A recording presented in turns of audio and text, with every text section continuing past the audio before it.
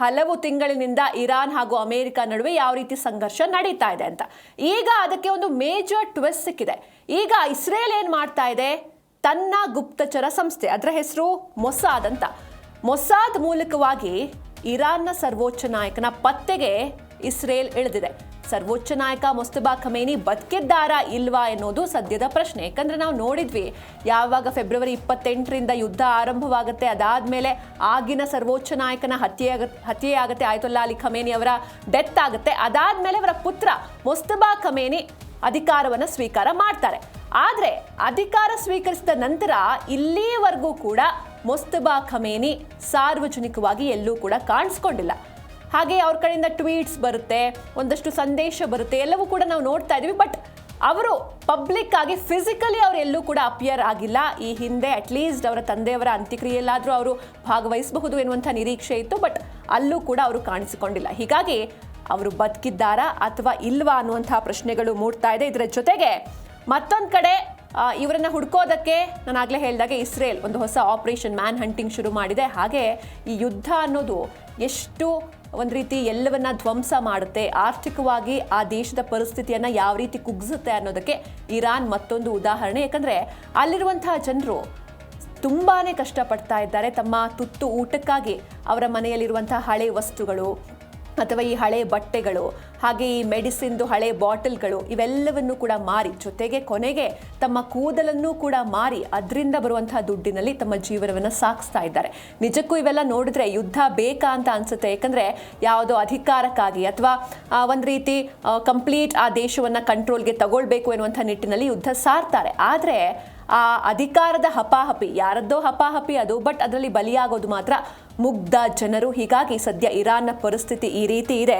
ನೋಡ್ತಾ ಹೋಗೋಣ. ಮೊದಲನೇದಾಗಿ ಇಸ್ರೇಲ್ನ ಗುಪ್ತಚರ ಸಂಸ್ಥೆಯಿಂದ ಮ್ಯಾನ್ ಹಂಟಿಂಗ್ ಶುರುವಾಗಿದೆ. ಇಸ್ರೇಲ್ನ ಗುಪ್ತಚರ ಸಂಸ್ಥೆಯ ಹೆಸರು ಮೊಸಾದ್ ಅಂತ. ಮೊಸಾದ್ನಿಂದ ಮ್ಯಾನ್ ಹಂಟ್ ಶುರುವಾಗಿದೆ. ಇರಾನ್ನ ಅಗೋಚರ ಸರ್ವಾಧಿಕಾರಿ, ಆಲ್ರೆಡಿ ಅವರಿಗೆ ಒಂದು ಹೆಸರು ನೀಡಲಾಗಿದೆ, ಅಂದರೆ ಇನ್ವಿಸಿಬಲ್ ಡಿಕ್ಟೇಟರ್, ಕಣ್ಣಿಗೆ ಕಾಣಿಸ್ಕೊಳ್ತಾ ಇಲ್ಲ, ಗೋಚರ ಆಗ್ತಾ ಇಲ್ಲ. ಹೀಗಾಗಿ ಅವರು ಅಗೋಚರ ಸರ್ವಾಧಿಕಾರಿ ಅಂತ ಅವ್ರನ್ನ ಕರೆಯಲಾಗ್ತಾ ಇದೆ. ಮುಸ್ತಫಾ ಖಮೇನಿಗಾಗಿ ಇಸ್ರೇಲ್ನಿಂದ ತೀವ್ರ ಶೋಧ ಶುರುವಾಗಿದೆ. 4-5 ತಿಂಗಳಿಂದ, ಅಂದರೆ ಈ ಯುದ್ಧ ಆರಂಭವಾದಾಗಿನಿಂದಲೂ ಕೂಡ ಎಲ್ಲೋ ಇರಾನ್ನ ಸುಪ್ರೀಂ ನಾಯಕ ಸಾರ್ವಜನಿಕವಾಗಿ ಫಿಸಿಕಲಿ ಕಾಣಿಸಿಕೊಳ್ತಾ ಇಲ್ಲ. ಪಶ್ಚಿಮ ಏಷ್ಯಾದಲ್ಲಿ ಯುದ್ಧ ಹಾಗೂ ಕದನ ವಿರಾಮ, ಒಂದ್ಸಲ ಯುದ್ಧ, ಒಂದ್ಸಲ ಸೀಸ್ ಫೈರ್ ಎಲ್ಲವೂ ಕೂಡ ನಡೀತಾ ಇದೆ. ಆದರೆ ಇರಾನ್ನ ಅಗೋಚರ ಸರ್ವಾಧಿಕಾರಿ ಮುಸ್ತಫಾ ಖಮೇನಿಗಾಗಿ ಇಸ್ರೇಲ್ನ ಮೊಸಾದ್ ಪಡೆಗಳು ತೀವ್ರ ಮ್ಯಾನ್ ಹಂಟ್ ಕಾರ್ಯಾಚರಣೆಯನ್ನ ಶುರು ಮಾಡಿರೋದು ಇವತ್ತಿನ ಪ್ರಮುಖ ಸುದ್ದಿ. ಕಳೆದ 4-5 ತಿಂಗಳಿಂದ ಮುಸ್ತಫಾ ಪಬ್ಲಿಕ್ ಆಗಿ ಎಲ್ಲಿಯೂ ಕೂಡ ಕಾಣಿಸಿಕೊಳ್ತಾ ಇಲ್ಲ. ಇದು ಜಾಗತಿಕ ಮಟ್ಟದಲ್ಲಿ ಭಾರಿ ಅನುಮಾನವನ್ನ ಮೂಡಿಸಿದ್ದು, ಆತ ನಿಜಕ್ಕೂ ಜೀವಂತವಾಗಿದ್ದಾನಾ ಇಲ್ವಾ ಎಂಬ ಸತ್ಯವನ್ನ ಹೊರಗೆ ಎಳೆಯಬೇಕು ಎನ್ನುವಂತಹ ನಿಟ್ಟಿನಲ್ಲಿ ಇಸ್ರೇಲಿ ಗುಪ್ತಚರ ಸಂಸ್ಥೆ ಇರಾನ್ನ ಒಳಗೆಯೇ ಒಂದು ರಹಸ್ಯ ಬಲೆ ಬೀಸಿದೆ. ಒಂದ್ ವೇಳೆ ಸುಪ್ರೀಂ ಲೀಡರ್ ಇಲ್ಲ, ಅಂತ್ಯವಾಗಿದ್ದಾನೆ ಅನ್ನೋದು ಪ್ರೂವ್ ಆದರೆ ಇರಾನ್ನ ಅತಿ ಪ್ರಬಲ IRGC ಸೇನಾ ಪಡೆಯ ಶಕ್ತಿಯನ್ನು ಕುಗ್ಗಿಸಿ ದೇಶದ ಒಳಗೆ ಒಂದು ರೀತಿ ಆಂತರಿಕ ಬಂಡಾಯವನ್ನ ಎಬ್ಬಿಸೋ ಮೂಲಕ ಪ್ರಸ್ತುತ ಆಡಳಿತ ವ್ಯವಸ್ಥೆಯನ್ನೇ ಬುಡಮೇಲು ಮಾಡೋದು ಇಸ್ರೇಲ್ನ ತಂತ್ರವಾಗಿದೆ. ಹೀಗಾಗಿ ನಿಜಕ್ಕೂ ಆ ಅಗೋಚರ ಡಿಕ್ಟೇಟರ್, ಅಂದರೆ ಇನ್ವಿಸಿಬಲ್ ಡಿಕ್ಟೇಟರ್ ಬದುಕಿದ್ದಾರಾ ಇಲ್ವಾ ಈ ವಿಚಾರವನ್ನು ಇಡೀ ಜಗತ್ತಿಗೆ ಸಾರುವುದಕ್ಕೆ ಇಸ್ರೇಲ್ ಹೊರಟಿದೆ. ಹಾಗೆ ಇರಾನ್ನ ನೂತನ ಸರ್ವೋಚ್ಚ ನಾಯಕ ಮುಸ್ತಫಾ ಖಮೇನಿ ಅವರಿಗಾಗಿ ಇಸ್ರೇಲ್ನ ಗೂಢಚರ್ಯ ಸಂಸ್ಥೆ ಮೊಸಾದ್ ಮತ್ತು ಅಮೆರಿಕಾದ CIA ತೀವ್ರ ಶೋಧವನ್ನು ನಡೆಸ್ತಾ ಇದೆ.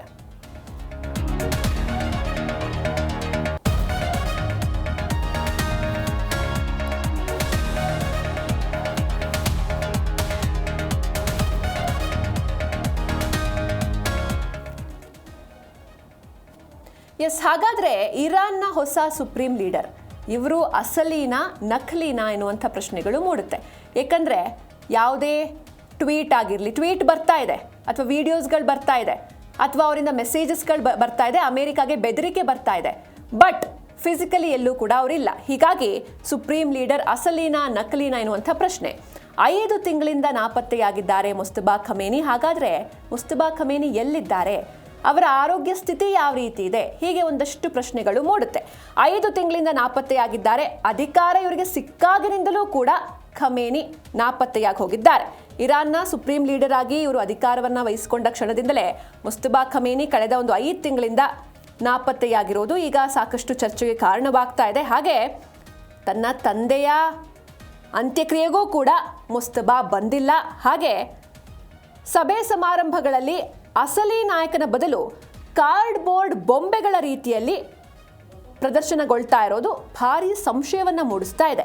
ಹಾಗೆ ಇತ್ತೀಚೆಗೆ ಅವರ ಹೆಸರಲ್ಲಿ ರಿಲೀಸ್ ಆಗ್ತಾ ಇರುವಂಥ ವಿಡಿಯೋಗಳು AI ತಂತ್ರಜ್ಞಾನದಿಂದ ಸೃಷ್ಟಿಯಾದ ಒಂದು ಡೀಪ್ ಫೇಕ್ ಇರಬಹುದು ಎನ್ನುವಂಥ ಚರ್ಚೆ ಕೂಡ ಜೋರಾಗಿದ್ದು, ಮುಸ್ತಫಾ ನಿಜಕ್ಕೂ ಜೀವಂತವಾಗಿದ್ದಾರಾ ಅಥವಾ ಅವರ ಅಸ್ತಿತ್ವನೇ ಇಲ್ವಾ, ಈ ವಿಚಾರವಾಗಿ ಸತ್ಯಾಸತ್ಯತೆಯನ್ನ ಹೊರಗಡೆ ತರೋದಕ್ಕೆ ಇಸ್ರೇಲ್ನ ಮೊಸಾದ್ ಗುಪ್ತಚರ ಸಂಸ್ಥೆ ತೀವ್ರವಾಗಿ ಶೋಧ ಕಾರ್ಯವನ್ನು ನಡೆಸ್ತಾ ಇದೆ. ಅಂದರೆ ಯಾವುದೇ ಸಮಾರಂಭಗಳಲ್ಲಿ, ಮೀಟಿಂಗ್ಗಳಲ್ಲೂ ಕೂಡ ಅವರು ಕಾಣಿಸ್ಕೊಳ್ತಾ ಇಲ್ಲ ಜಗತ್ತಿನ ಮುಂದೆ. ಬದಲಿಗೆ ಒಂದು ರೀತಿ ಬೊಂಬೆಗಳನ್ನ ಇಟ್ಕೊಂಡು ಅದ್ರ ಥ್ರೂ ಮೆಸೇಜ್ಗಳನ್ನ ನೀಡೋದು, ಈ ಥರ ಎಲ್ಲ ಮಾಡ್ತಾ ಇದ್ದಾರೆ. ಹೀಗಾಗಿ ಸಹಜವಾಗಿಯೇ ಆತಂಕ ಶುರುವಾಗಿದೆ ಅಥವಾ ಅನುಮಾನಗಳು ಮೂಡ್ತಾ ಇದೆ. ಇದರ ಜೊತೆಗೆ ಅಂತ್ಯಕ್ರಿಯೆಗೂ ಕೂಡ ಅವರು ಬಂದಿಲ್ಲ. ಸ್ವಂತ ತಂದೆಯ ಅಂತ್ಯಕ್ರಿಯೆಗೆ ಅವರು ಹಾಜರಾಗಬಹುದು ಎನ್ನುವಂಥ ನಿರೀಕ್ಷೆಯಲ್ಲಿ ಇಡೀ ಜಗತ್ತಿತ್ತು. ಬಟ್ ಅವರನ್ನು ಬಿಟ್ಟು ಬೇರೆಯವರು ಎಲ್ಲ ಮಕ್ಕಳು ಕೂಡ ಬಂದಿದ್ರು. ಆದರೆ ಮುಸ್ತಫಾ ಖಮೇನಿ ಮಾತ್ರ ಬಂದಿರಲಿಲ್ಲ. ಹೀಗಾಗಿ ಒಂದು ರೀತಿ ಇನ್ವಿಸಿಬಲ್ ಡಿಕ್ಟೇಟರ್ ಅಥವಾ ಅಗೋಚರ ನಾಯಕ ಅಂತ ಇವರನ್ನ ಕರೆಯಲಾಗ್ತಾ ಇದೆ. ಹಾಗೆ ಶೋಧ ಕಾರ್ಯ ಕೂಡ ಆರಂಭವಾಗಿದೆ ಮ್ಯಾನ್ ಹಂಟಿಂಗ್ ಇಸ್ರೇಲ್ ಕಡೆಯಿಂದ. ಈ ನಿಗೂಢ ಶೋಧದ ಪ್ರಮುಖ ಆಯಾಮಗಳನ್ನು ನಾವು ನೋಡ್ತಾ ಹೋಗೋದಾದ್ರೆ, ಮೊದಲನೇದಾಗಿ ಮುಸ್ತಫಾ ಖಮೇನಿ ಕಳೆದ 150ಕ್ಕೂ ಹೆಚ್ಚು ದಿನಗಳಿಂದ ಯಾವುದೇ ಮೊಬೈಲ್ ಆಗಿರ್ಬೋದು, ಲ್ಯಾಪ್ಟಾಪ್ ಆಗಿರ್ಬೋದು ಅಥವಾ ಇಂಟರ್ನೆಟ್ ಸಂಪರ್ಕವನ್ನು ಬಳಸ್ತಾ ಇಲ್ವಂತೆ. ಹಾಗೆ ಇಸ್ರೇಲಿ ಹ್ಯಾಕರ್ಗಳು ಮತ್ತು ಉಪಗ್ರಹಗಳ ಕಣ್ಣನ್ನು ತಪ್ಪಿಸೋದಕ್ಕೆ ಕೇವಲ ಅವರು ಹ್ಯಾಂಡ್ ರಿಟನ್ ನೋಟ್ಸ್ಗಳನ್ನು ಮಾತ್ರ ಬಳಸ್ತಿದ್ದಾರೆ. ಇದರ ಜೊತೆಗೆ ಇಸ್ಲಾಮಿಕ್ ರೆವಲ್ಯೂಷನರಿ ಗಾರ್ಡ್ ಕಾರ್ಪ್ಸ್ ಅಂದರೆ IRGCನ ಅತ್ಯಂತ ನಂಬಿಕಸ್ಥ ಗೂಢಚರರ ಲ್ಯಾಬರಿಂತ್ ನೆಟ್ವರ್ಕ್ ಮೂಲಕ ಈ ಒಂದು ಹ್ಯಾಂಡ್ ರಿಟನ್ ನೋಟ್ಸ್ ಏನಿದೆ, ಈ ಚೀಟಿಗಳನ್ನು ರವಾನಿಸಲಾಗ್ತಾ ಇದೆ. ಇರಾನ್ ಸರ್ಕಾರದ ಉನ್ನತ ಅಧಿಕಾರಿಗಳಿಗೂ ಕೂಡ ಅವರ ನಿಖರ ಸ್ಥಳದ ಮಾಹಿತಿ ಇಲ್ಲ. ಇದನ್ನು ನಾವಿಲ್ಲಿ ಗಮನಿಸಲೇಬೇಕು. ಅಲ್ಲಿರುವಂಥ ಅಧಿಕಾರಿಗಳಿಗೇನೆ ಅಥವಾ ಪ್ರಭಾವಿ ನಾಯಕರಿಗೇನೆ ಅವರು ಎಲ್ಲಿದ್ದಾರೆ ಎನ್ನುವಂಥ ಮಾಹಿತಿ ಸಿಗ್ತಾ ಇಲ್ಲ. ಹಾಗೆ ಇದರ ಜೊತೆಗೆ ಇತ್ತೀಚೆಗೆ ಒಂದು ಮೀಟಿಂಗ್ ಕೂಡ ನಡೆಯುತ್ತೆ. ಅಧ್ಯಕ್ಷರು ಮೀಟಿಂಗ್ಗೆ ಹೋಗಿರ್ತಾರೆ, ಇರಾನ್ನ ಅಧ್ಯಕ್ಷರು. ಆ ಸಂದರ್ಭದಲ್ಲೂ ಕೂಡ ಮುಸ್ತಫಾ ಖಮೇನಿ ಭೇಟಿ ಆಗೋದಿಲ್ಲ. ಒಂದಷ್ಟು ವಿಚಾರಗಳಿದೆ, ನೋಡ್ತಾ ಹೋಗೋಣ. ಕತ್ತಲೆ ಕೋಣೆಯ ಸಭೆ ಇದಾಗಿರುತ್ತೆ. ಈ ಮೀಟಿಂಗ್ ಕಂಪ್ಲೀಟ್ ಆಗಿ ಡಾರ್ಕ್ ರೂಮಲ್ಲಿ ನಡೆಯುತ್ತೆ. ಹಾಗೆ ಆ ಇರಾನ್ನ ಅಧ್ಯಕ್ಷರಲ್ಲೇ ಸಂಶಯ ಮೂಡ್ತಾ ಇದೆ, ಆ ರೀತಿ ನಡೆದಿದೆ ಈ ಮೀಟಿಂಗ್. ಹಾಗಾದ್ರೆ ಹೇಗೆ ನಡೀತು ಅಂತ ನೋಡ್ತಾ ಹೋಗೋಣ. ಟೆಹರಾನ್ನ ರಹಸ್ಯ ಸ್ಥಳದಲ್ಲಿ ಇರಾನ್ ಅಧ್ಯಕ್ಷ ಮಸೂದ್ ಪೆಜೆಶ್ಕಿಯನ್ ಮಿಸ್ಟ್ರಿ ಮೀಟಿಂಗ್ ನಡೆಯುತ್ತೆ. ಟೆಹರಾನ್ನ ಅತ್ಯಂತ ರಹಸ್ಯ ಹಾಗೂ ಕಡುಗತ್ತಲೆಯ ಸ್ಥಳದಲ್ಲಿ ಇರಾನ್ ಅಧ್ಯಕ್ಷ ಮಸೂದ್ ಪೆಜೆಶ್ಕಿಯನ್ ನಡೆಸಿರುವಂತಹ ಮಿಸ್ಟ್ರಿ ಮೀಟಿಂಗ್ ಈಗ ಜಾಗತಿಕ ಮಟ್ಟದಲ್ಲಿ ಭಾರಿ ಸಂಚಲನವನ್ನು ಮೂಡಿಸ್ತಾ ಇದೆ. ಕಂಪ್ಲೀಟ್ ಆಗಿ ಡಾರ್ಕ್ ಆಗಿರುವಂಥ ಒಂದು ವೆಹಿಕಲ್ನಲ್ಲಿ ಅಧ್ಯಕ್ಷರನ್ನ ರಹಸ್ಯ ಸ್ಥಳಕ್ಕೆ ಕರ್ಕೊಂಡು ಹೋಗ್ತಾರೆ. ಆ ಭದ್ರತಾ ಪಡೆಗಳು ಹಾಗೆ ಕರ್ಕೊಂಡು ಹೋಗಿ ಆ ಕಾರ್ನಲ್ಲಿ ಸುಪ್ರೀಂ ನಾಯಕನ ಮುಖವನ್ನೇ ತೋರಿಸಿದೆ. ಅಂದರೆ ಮೀಟ್ ಮಾಡಿಸ್ತೀವಿ ಅಂತ ಕರ್ಕೊಂಡು ಹೋಗ್ತಾರೆ, ಬಟ್ ಅಲ್ಲಿ ಸುಪ್ರೀಂ ನಾಯಕನ ಮುಖವನ್ನೇ ತೋರಿಸೋದಿಲ್ಲ. ಕೇವಲ ಧ್ವನಿಯ ಮೂಲಕವಷ್ಟೇ ಮಾತಾಡ್ತಾರೆ ಮುಸ್ತಫಾ ಖಮೇನಿ. ಇದು ಸ್ವತಃ ಇರಾನ್ನ ಅಧ್ಯಕ್ಷರಲ್ಲೇ ದೊಡ್ಡ ಅನುಮಾನವನ್ನು ಹುಟ್ಟುಹಾಕಿದೆ. ಅವರು ಹೇಳ್ತಾರೆ, ಅಂದರೆ ಇರಾನ್ನ ಅಧ್ಯಕ್ಷರಾಗಿರುವಂಥ ಮಸೂದ್ ಪೆಜೆಶ್ಕಿಯನ್ ಅವ್ರಿಗೆ ಅನುಮಾನ ಮೂಡುತ್ತೆ, ತಾನು ಕೇಳಿದ ಆ ಧ್ವನಿ ನಿಜಕ್ಕೂ ಮುಸ್ತಫಾ ಅವರದ್ದೇನಾ ಅಥವಾ ಬೇರೆ ಯಾರ್ದಾದ್ರೂ ಇರಬಹುದಾ ಎನ್ನುವಂಥ ಗೊಂದಲಕ್ಕೆ ಪೆಜೆಶ್ಕಿಯನ್ ಬಿದ್ದಿದ್ದಾರೆ ಎನ್ನಲಾಗ್ತಾ ಇದ್ದು, ಈ ನಡುವೆ ಮುಸ್ತಫಾ ಈಗಾಗಲೇ ರಷ್ಯಾಗೆ ಹೋಗಿರಬಹುದು ಎನ್ನುವಂಥ ಒಂದಷ್ಟು ಸುದ್ದಿಗಳು ಕೂಡ ಮುನ್ನೆಲೆಗೆ ಬರ್ತಾ ಇದೆ. ಅಥವಾ ಅವರು ಕೋಮಾದಲ್ಲಿರಬಹುದು. ಈ ರೀತಿ ಬೇರೆ ಬೇರೆ ಆ್ಯಂಗಲ್ಸಲ್ಲೂ ಕೂಡ ಒಂದಷ್ಟು ಥಾಟ್ಸ್ಗಳು ಓಡಾಡ್ತಾ ಇದೆ. ಅಂದರೆ ಅಟ್ಯಾಕ್ ಆದಾಗ ಫೆಬ್ರವರಿ 28ನೇ ತಾರೀಕು ಯುದ್ಧ ಆರಂಭ ಆದಮೇಲೆ ಯಾವಾಗ ಆಯತುಲ್ಲಾ ಅಲಿ ಖಮೇನಿ ಅವರ ವಾಸಸ್ಥಳದ ಮೇಲೆ ಅಥವಾ ಅವರಿರುವಂಥ ಸ್ಥಳದ ಮೇಲೆ ಅಟ್ಯಾಕ್ ಆಗುತ್ತೆ, ಆ ಅಟ್ಯಾಕ್ನಲ್ಲಿ ಮುಸ್ತಫಾ ಖಮೇನಿಗೂ ಕೂಡ ಗಾಯವಾಗಿದೆ. ಅವ್ರ ಕಾಲು ಮುರಿದು ಹೋಗಿದೆ ಅಥವಾ ಮುಖಕ್ಕೆ ಕಂಪ್ಲೀಟ್ ಆಗಿ ಮುಖ ಎಲ್ಲ ಸುಟ್ಟು ಹೋಗಿದೆ, ಹಾಗೆ ಅವರು ಕೋಮಾದಲ್ಲಿದ್ದಾರೆ ಅಂತೆಲ್ಲ ಒಂದಷ್ಟು ವಿಚಾರಗಳು ಮುನ್ನೆಲೆಗೆ ಬರ್ತಾ ಇದೆ. ಬಟ್ ಇದರಲ್ಲಿ ಯಾವ್ದು ಸತ್ಯ ಯಾವ್ದು ಸುಳ್ಳು ಇನ್ನೂ ಕೂಡ ಗೊತ್ತಿಲ್ಲ. ಹೀಗಾಗಿ ಅವರು ಕೋಮಾದಲ್ಲಿ ಇದ್ರೂ ಇರಬಹುದು ಅಥವಾ ಅವರು ಇಲ್ಲಿಂದ ರಷ್ಯಾಗೆ ಪಲಾಯನ ಮಾಡಿರಬಹುದು ಎನ್ನುವಂಥ ಒಂದಿಷ್ಟು ವಿಚಾರಗಳು ಈ ಒಂದಿಷ್ಟು ಬೇರೆ ಬೇರೆ ಥಿಯರಿಗಳನ್ನು ರಕ್ಷಣಾ ತಜ್ಞರು ಜಗತ್ತಿನ ಮುಂದೆ ಇಡ್ತಾ ಇದ್ದಾರೆ. ಹೀಗಾಗಿ ಯಾವುದು ಸತ್ಯ ಯಾವುದು ಸುಳ್ಳು ಗೊತ್ತಿಲ್ಲ. ಇನ್ನೇನು ಇಸ್ರೇಲ್ ಈ ಒಂದು ಕಾರ್ಯಾಚರಣೆಗೆ ಇಳಿದಿದೆ, ಅದರಿಂದನಾದರೂ ಸತ್ಯ ಹೊರಗಡೆ ಬರುತ್ತಾ ನೋಡೋಣ. ಹಾಗೆ ನಾವು ನೋಡಿದ್ವಿ, ಈ ಯುದ್ಧ ಆರಂಭವಾದಾಗ ಪ್ರಮುಖವಾಗಿ ಅಮೆರಿಕ ಹಾಗೆ ಇಸ್ರೇಲ್ ಟಾರ್ಗೆಟ್ ಮಾಡಿದ್ದು ಇರಾನ್ನ ಪ್ರಭಾವಿ ನಾಯಕರನ್ನ. ಯಾಕಂದರೆ ಅಲ್ಲಿ ಯಾರೆಲ್ಲ ಇನ್ಫ್ಲೂಯೆನ್ಷಿಯಲ್ ಪೀಪಲ್ ಇದ್ದಾರೆ ಅವರನ್ನೇ ಸಾಯಿಸಿದ್ರೆ, ಅವರನ್ನೇ ಹತ್ಯೆ ಮಾಡಿದ್ರೆ ಆರಾಮಾಗಿ ಈಸಿಯಾಗಿ ಇರಾನ್ ಮಂಡಿಯೂರುತ್ತೆ, ಬೇರೆ ಅದಕ್ಕೆ ಆಪ್ಷನ್ ಇರೋದಿಲ್ಲ ಅನ್ನೋದು ಅವರ ಒಂದು ಲೆಕ್ಕಾಚಾರ ಆಗಿತ್ತು. ಅದರಂತೆ ಸುಪ್ರೀಂ ಲೀಡರ್ನ ಸಾಯಿಸಾಯಿತು. ಇದರ ಜೊತೆಗೆ ಒಂದಷ್ಟು ಅಧಿಕಾರಿಗಳನ್ನು ಕೂಡ ಅವರು ಹೊಡೆದು ಉರುಳಿಸಿದ್ದಾರೆ. ಇದರ ಜೊತೆಗೆ ನೆಕ್ಸ್ಟ್ ಟಾರ್ಗೆಟ್ ಯಾರು ಅಂತ ನೋಡ್ತಾ ಹೋಗೋದಾದ್ರೆ ಇಸ್ರೇಲ್ನ ಮುಂದಿನ ಟಾರ್ಗೆಟ್ IRGC ಮುಖ್ಯಸ್ಥನ ಎನ್ನುವಂಥ ಪ್ರಶ್ನೆಗಳು ಮೂಡುತ್ತೆ. ಮೊಸ್ತಬಾ ಖಮೇನಿ ನಾಪತ್ತೆಯಾಗಿದ್ದಾರೆ. ಅವ್ರು ಬದುಕಿದಾರಾ ಇಲ್ವಾ ಗೊತ್ತಿಲ್ಲ. ಮೇ ಬಿ ಬದುಕಿದ್ದಾರೆ ಅಂತ ಗೊತ್ತಾದ್ರೆ ಇವ್ರು ಅಟ್ಯಾಕ್ ಮಾಡೇ ಮಾಡ್ತಾರೆ. ಅದು ಒಂದು ರೀಸನ್ ಇರಬಹುದು ಮೊಸ್ತಬಾ ಖಮೇನಿ ಈ ರೀತಿ ಭೂಗತ ಆಗಿರೋದಕ್ಕೆ. ಆದರೆ ಸದ್ಯಕ್ಕಂತೂ ಅವರ ಸುಳಿವಿಲ್ಲ. ಹೀಗಾಗಿ ಇವರು ನಾಪತ್ತೆಯಾಗಿರುವಂಥ ಬೆನ್ನಲ್ಲೇ ವಹಿದಿ ಮೇಲೆ ಇಸ್ರೇಲ್ ಕಣ್ಣಿಟ್ಟಿದೆ ಎನ್ನುವಂಥ ಒಂದಷ್ಟು ವಿಚಾರಗಳು ಗೊತ್ತಾಗ್ತಾ ಇದೆ. ಸುಪ್ರೀಂ ನಾಯಕ ಮೊಸ್ತಬಾ ಖಮೇನಿ ಸುಳಿವೇ ಇಲ್ಲದೆ ನಾಪತ್ತೆಯಾಗಿರುವ ಬೆನ್ನಲ್ಲೇ ಇಸ್ರೇಲ್ ಮತ್ತು ಅಮೆರಿಕದ ಕಣ್ಣು ಈಗ ಇರಾನ್ನ ಪ್ರಬಲ ಸೇನಾ ಪಡೆಯಾದ IRGCಯ ಮುಖ್ಯಸ್ಥ ಅಹ್ಮದ್ ವಹಿದಿ ಮೇಲೆ ಬಿದ್ದಿದೆ. ಇವರು ಕೂಡ ಏನು ಫಿಸಿಕಲ್ ಆಗಿ ಎಲ್ಲ ಕಡೆ ಓಡಾಡ್ತಾ ಇಲ್ಲ, ಬದಲಿಗೆ ಒಂದು ರಹಸ್ಯವಾದಂತಹ ಸುರಂಗದಲ್ಲಿ ಇದ್ಕೊಂಡೆ ಸೇನೆಗೆ ಈ ರೀತಿ ಮಾಡಿ ಆ ರೀತಿ ಮಾಡಿ ಅಂತ ಆಜ್ಞೆಯನ್ನ ಹೊರಡಿಸ್ತಾ ಇದ್ದಾರೆ ವಹಿದಿ. ಇವರನ್ನ ಪತ್ತೆ ಹಚ್ಚೋದಕ್ಕೆ ಮೊಸಾದ್ ಪಡೆಗಳು ಕಾರ್ಯಾಚರಣೆಯನ್ನ ತೀವ್ರಗೊಳಿಸಿದ್ದು ಟಾಪ್ ಲೀಡರ್ಸ್ಗಳನ್ನ ಹಂಟ್ ಮಾಡೋ ಮೂಲಕ ಇರಾನ್ ಪಡೆಯ ನೈತಿಕ ಸ್ಥೈರ್ಯ ಸಂಪೂರ್ಣ ಕುಸಿಯುವಂತೆ ಮಾಡೋದು ಇಸ್ರೇಲ್ನ ದೊಡ್ಡ ತಂತ್ರ.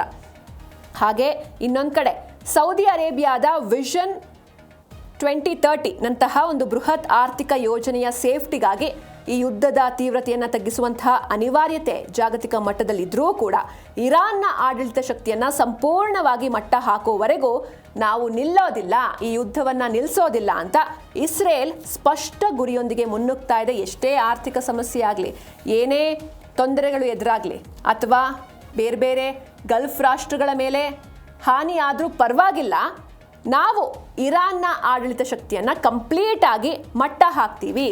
ಇರಾನ್ ಕಂಪ್ಲೀಟ್ ಆಗಿ ಶರಣಾಗಬೇಕು, ಅಲ್ಲಿವರೆಗೂ ಕೂಡ ಈ ಒಂದು ಯುದ್ಧ ಮುಂದುವರಿಯುತ್ತೆ ಅನ್ನೋದು ಇಸ್ರೇಲ್ನ ವಾದ. ಹೀಗಾಗಿ ಯುದ್ಧ ಕೂಡ ಮುಂದುವರಿತಾ ಇದೆ. ಹಾಗೆ ಪ್ರಮುಖ ನಾಯಕರನ್ನ ಹಂಟ್ ಮಾಡುವಂಥ ಅವರ ಕಾರ್ಯಾಚರಣೆ ಕೂಡ ಕಂಟಿನ್ಯೂ ಆಗ್ತಾ ಇದೆ.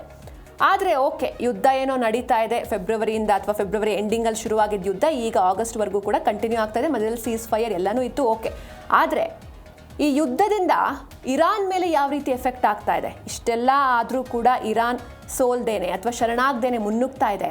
ಆದರೆ ಅಲ್ಲಿರುವಂತಹ ಜನರ ಪರಿಸ್ಥಿತಿ ಯಾವ ರೀತಿ ಇದೆ? ನಮಗೆ ಮುಂಚೆನೇ ಗೊತ್ತು, ಆರ್ಥಿಕವಾಗಿ ಇರಾನ್ ಕಂಪ್ಲೀಟ್ ಆಗಿ ಕುಗ್ಗಿ ಹೋಗಿದೆ ಅಂತ. ಅಲ್ಲಿರುವಂತಹ ಸಾಮಾನ್ಯ ಜನರ ಪರಿಸ್ಥಿತಿ ಯಾವ ರೀತಿ ಇದೆ ಅಂತ ನೋಡ್ತಾ ಹೋಗೋಣ. ಇರಾನ್ನಲ್ಲಿ ಸದ್ಯ ನರಕ ಸದೃಶ ಬದುಕು ಸೃಷ್ಟಿಯಾಗಿದೆ. ಅಮೆರಿಕ ಇರಾನ್ ಯುದ್ಧ 6ನೇ ತಿಂಗಳಿಗೆ ಎಂಟ್ರಿ ಕೊಡ್ತಾ ಇದ್ದಂತೆ ಇರಾನ್ನ ಸಾಮಾನ್ಯ ಜನರ ಬದುಕು ನಿಜಕ್ಕೂ ಹೀನಾಯ ಪರಿಸ್ಥಿತಿಗೆ ತಲುಪಿದ್ದು ದೇಶ ಭೀಕರ ಆರ್ಥಿಕ ಬಿಕ್ಕಟ್ಟಿಗೆ ಸಿಲುಕಿದೆ. ಇದರಲ್ಲಿ 66%ಕ್ಕಿಂತಲೂ ಹಣದುಬ್ಬರ ಹೆಚ್ಚಾಗ್ತಾ ಇದೆ ತೀವ್ರವಾಗಿ. ಇದರಿಂದಾಗಿ ಆಹಾರ ಪದಾರ್ಥಗಳ ಬೆಲೆ ಗಗನಕ್ಕೇರಿದ್ದು ಒಂದು ಹೊತ್ತಿನ ಊಟಕ್ಕಾಗಿ ನಾಗರಿಕರು ತತ್ತರಿಸುವಂಥ ಒಂದು ನರಕ ಸದೃಶ ಸ್ಥಿತಿ ನಿರ್ಮಾಣವಾಗಿದೆ. ಹಾಗೆ ಈ ಆನ್ಲೈನ್ ಪ್ಲ್ಯಾಟ್ಫಾರ್ಮ್ಗಳಲ್ಲಿ ಪಾಪ ಮಹಿಳೆಯರು ತಮ್ಮ ಕೂದಲಾಗಿರ್ಬೋದು ಅಥವಾ ಬಳಸಿದಂಥ ಹಳೆಯ ಶೂಗಳು, ಹಾಗೆ ಈ ಸೆಂಟ್ ಪರ್ಫ್ಯೂಮ್ಸ್ಗಳ ಖಾಲಿ ಬಾಟ್ಲಿಗಳನ್ನು ಹೆಂಗೆ ಈಗ ನಾವು ಗುಜ್ರಿಗೆಲ್ಲ ಹಾಕ್ತೀವಿ, ಅದೇ ಥರ ಅವರು ಆನ್ಲೈನ್ ಪ್ಲ್ಯಾಟ್ಫಾರ್ಮ್ಸ್ಗಳಲ್ಲಿ ಮಾರಾಟಕ್ಕೆ ಇಟ್ಟು ಹಣವನ್ನು ಹೊಂದಿಸ್ತಾ ಇದ್ದಾರೆ ತಮ್ಮ ದೈನಂದಿನ ಜೀವನಕ್ಕಾಗಿ.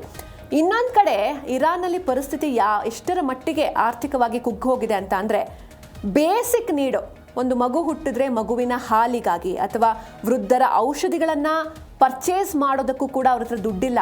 ಸೊ ಕಂತುಗಳಲ್ಲಿ ಪಾವತಿಯನ್ನು ಮಾಡೋಷ್ಟು ಬಡತನ ಹುಟ್ಟಿದೆ. ಅಂದರೆ ಇಲ್ಲಿ ನಾವು ನೋಡ್ತಾ ಇದ್ದೀವಿ, ಯಾವುದೇ ಒಂದು ಮನೆ ತಗೊಂಡ್ರೆ ಅಥವಾ ಕಾರ್ ತಗೊಂಡ್ರೆ ಹೆಂಗೆ ನಾವು EMI ತಗೊಂಡು ತಿಂಗಳು ಇಷ್ಟಿಷ್ಟು ಅಂತ ಕಟ್ಕೊಂಡು ಹೋಗ್ತೀವೋ, ಆ ರೀತಿ ಅಲ್ಲೂ ಕಂತುಗಳಲ್ಲಿ ಹಣವನ್ನು ಪಾವತಿ ಮಾಡ್ತಾ ಇದ್ದಾರೆ. ಏನಕ್ಕೆ? ಔಷಧಿಗಳಿಗಾಗಿ, ಮೆಡಿಸಿನ್ಸ್ಗೆ, ಡೈಲಿ ನೀಡ್ ಮೆಡಿಸಿನ್ಸ್ಗೆ, ಹಾಗೆ ಪುಟ್ಟ ಮಕ್ಕಳಿಗೆ ಹಾಲು ಬೇಕು, ಪೌಷ್ಟಿಕಾಂಶ ಬೇಕು. ಅದಕ್ಕೂ ಕೂಡ ಒಂದು ಪ್ಯಾಕೆಟ್ ಹಾಲನ್ನು ಪರ್ಚೇಸ್ ಮಾಡೋದಕ್ಕೂ ಕೂಡ ಜನರಲ್ಲಿ ದುಡ್ಡಿಲ್ಲ. ಹೀಗಾಗಿ ಅದನ್ನು ಕೂಡ ಕಂತುಗಳಲ್ಲಿ ಕಟ್ಕೊಂಡು ಹೋಗ್ತಾ ಇದ್ದಾರೆ. ನಿಜಕ್ಕೂ ವಿಪರ್ಯಾಸ. ಒಂದು ಕಡೆ ಇರಾನ್ನ ಸುಪ್ರೀಂ ಲೀಡರ್ ಬದುಕಿದ್ದಾನಾ ಇಲ್ವಾ ಎನ್ನುವಂಥ ನಿಗೂಢತೆ, ಮತ್ತೊಂದು ಕಡೆ ಇರಾನ್ ಜನರಲ್ಲಿ ಈ ರೀತಿ ಹೀನಾಯ ಪರಿಸ್ಥಿತಿ ನಿರ್ಮಾಣವಾಗಿದೆ. ನಿಜಕ್ಕೂ ದುರಂತ. ಯಾಕಂದರೆ ನಾನು ಮುಂಚೆನೇ ಹೇಳಿದೆ, ಅಧಿಕಾರಕ್ಕಾಗಿ ನಡೀತಾ ಇರುವಂತಹ ಯುದ್ಧ ಇದು. ಆದರೆ ಅಲ್ಲಿ ಬಲಿಪಶು ಆಗ್ತಾ ಇರೋದು ಮಾತ್ರ ಜನಸಾಮಾನ್ಯರು.